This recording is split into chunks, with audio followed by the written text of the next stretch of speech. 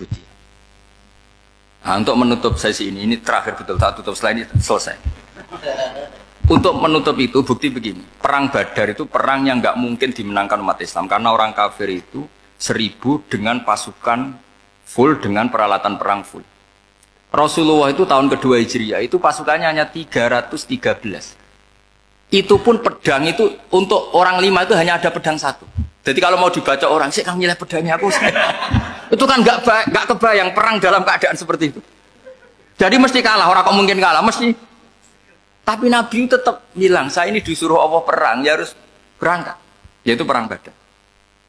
Kata para sahabat, ya Rasulullah ini nggak masuk akal. Sudah, nggak usah perang, ini nggak masuk akal. Mau setor nyawa.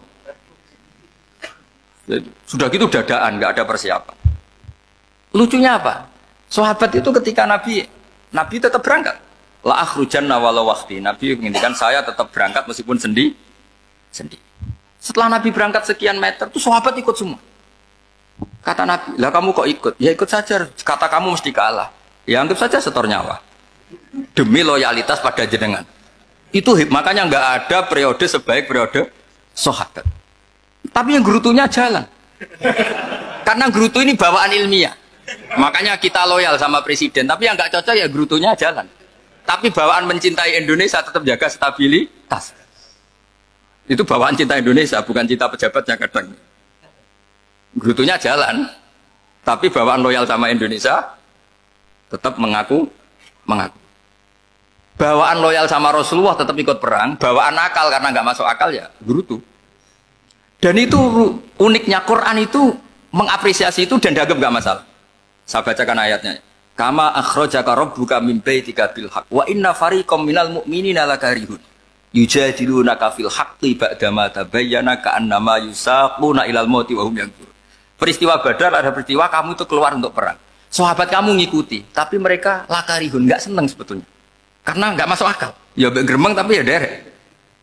Yujadilunaka fil haqq, mereka mendebat kamu dalam kebenaran. Jadi ya Rasulullah wong perang karwan kalah jenengan lakoni alasane nopo? Lah kok melok? Ya saya harus ikut jenengan Nabi. Itu unik. Kalau orang sekarang mana mau, kalau nggak masuk akal nggak mau melakukan.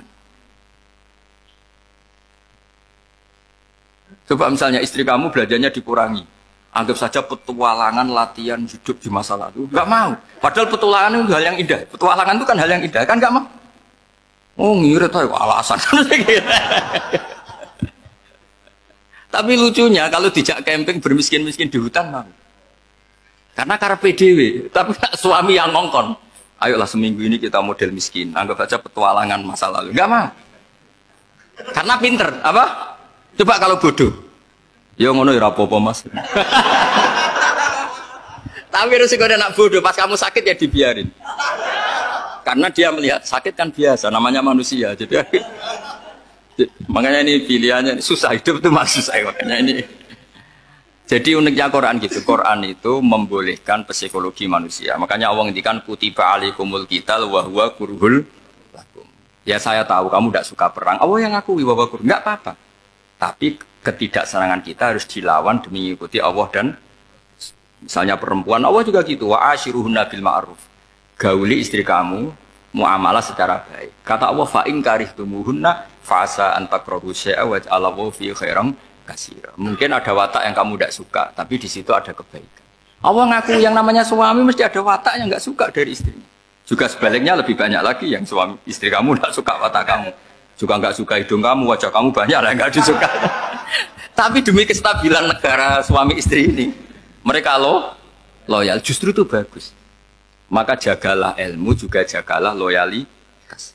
Itu yang perlu saya utarakan. Jadi makanya agama ini dibangun dua. Satu kecerdasan hikmah, yaitu ya al-hukmu ya duru ma'ilati wujudan wa adaman. Tapi juga ada ubudiyah, bahwa agama ini milik Allah. Maka sami'na wa ata'na. Karena begini logikanya, saya ulang lagi masalah batu. Ikla hadis sokhro fa inna tahta adaba. Terus saya angkat. Pembantu saya ngangkat. Dia saya gaji atas nama apa? Nurut kan? Atas nama menemukan emas apa atas nama nurut? Nurut, karena emas itu juga penemuan saya, milik saya. Ngangkat batu yang nggak ada emasnya juga atas nama nurut.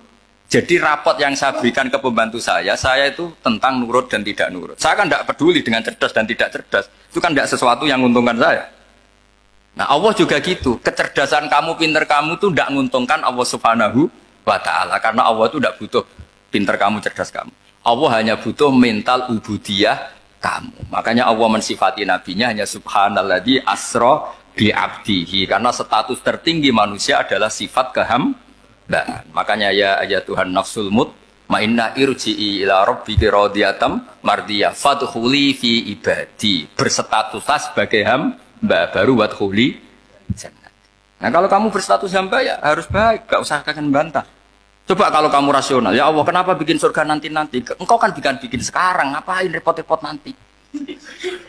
Jadi kacau semua agama.